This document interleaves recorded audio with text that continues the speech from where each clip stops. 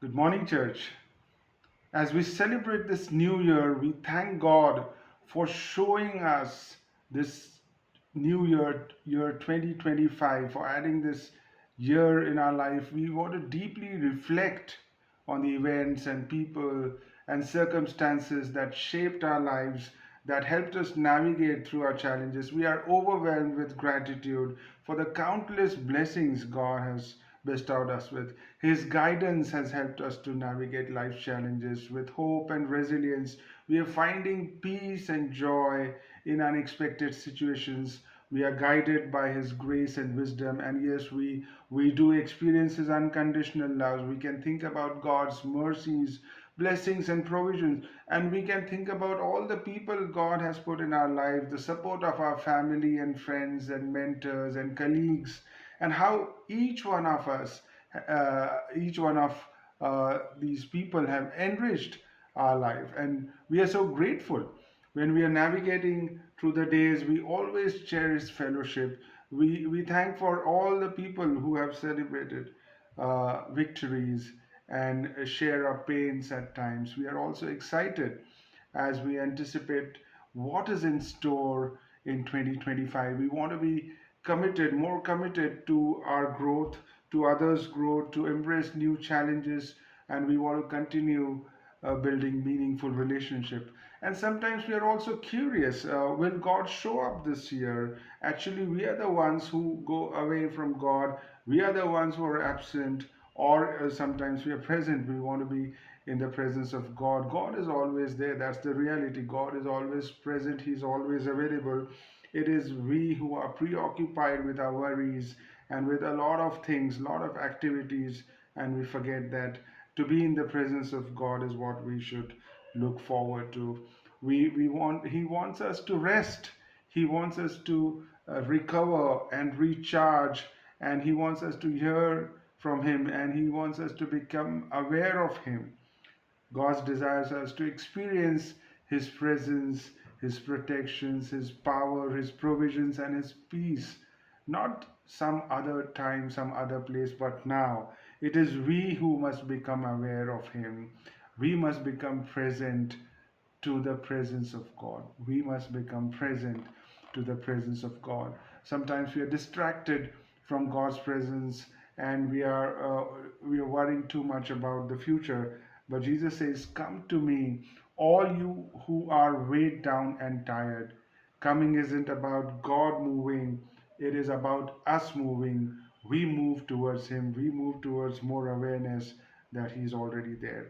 Hebrews 10 verses 35 to 39 are very encouraging verses. The writer says, "Therefore, do not throw away your confidence, which has a great reward. For you have need of endurance, so that when you have done the will of God, you may receive what is promised. For yet a little while, and the coming one will come and will not delay. But my righteous one shall live by faith.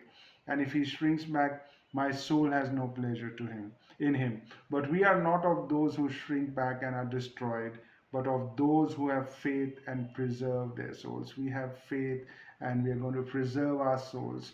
We do not throw away this confidence. We do the will of God and we get great rewards. The key to maintaining our experience in God's presence is a spirit of fervency. Coming into the presence of God is only half the battle. Staying there is the most difficult part. Many things will cross our paths to hinder our progress and avert our attention away from this, mostly a life full of occupation. Our fervency in this area needs proper fuel or we will give out. We get the impression that Christianity is like, well, God is going to float us in a cloud and take us to heaven. But God talks a lot more about discipline, about purpose, about confidence that we need to develop, about not just simply live by emotions, but we need to have that determination and that confidence and that purpose and will that should become the central part of our lives. When we begin this new year, let us not forget what was holding us back until now, what was distracting us, what distracted us from following God, what distracted us from living the abundant life that God desires for us? What was the hindrance? And let us have the confidence that we will enter in the presence of God. God is always there. It is we who are distracted. We will enter this year. We will have a determination to follow Jesus. This year will be a great year, the great promise of the great reward when we have done the will of God. The righteous ones shall live by faith. With faith, we will be preserving our soul.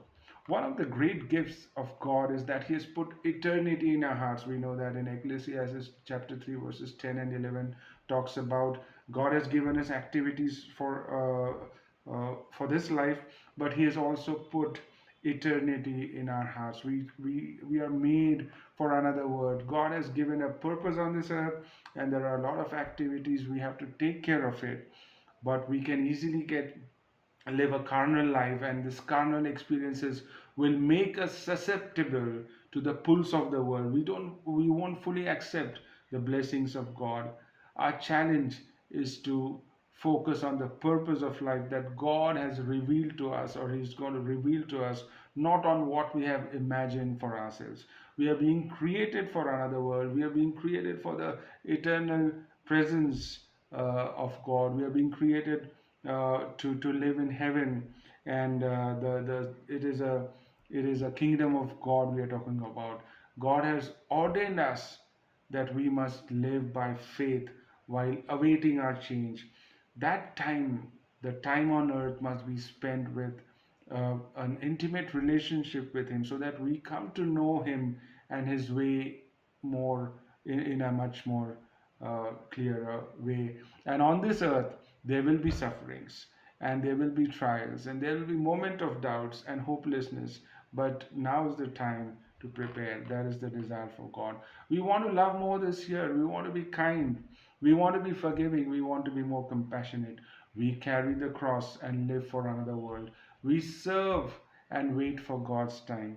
We may suffer a little and we may lose a little, but we march on. That will be our determination and our resolution. Happy New Year.